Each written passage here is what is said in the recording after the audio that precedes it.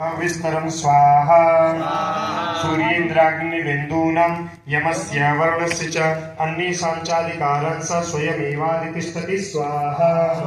स्वर्गान्निरागता सर्वे तेन देवगणा भुवि विचरन्ति यथा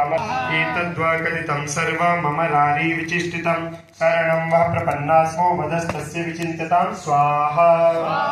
च भ्रुकुटिकुटिलाननो स्वाहा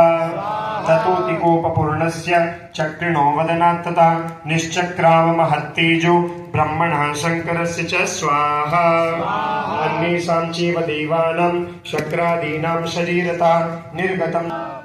अतीव तेजसा कूटं ज्वलन्तमिव पर्वतं ददृशुस्तेषुरास्तत्र तत्तेजः सर्वदेव शरीरजम् एकस्तं तदभोन्नारी व्याप्तलोकत्रयं तुषा स्वाहा यदभूच्छाम्भवं तेजस्तेना जायत तन्मुखं यां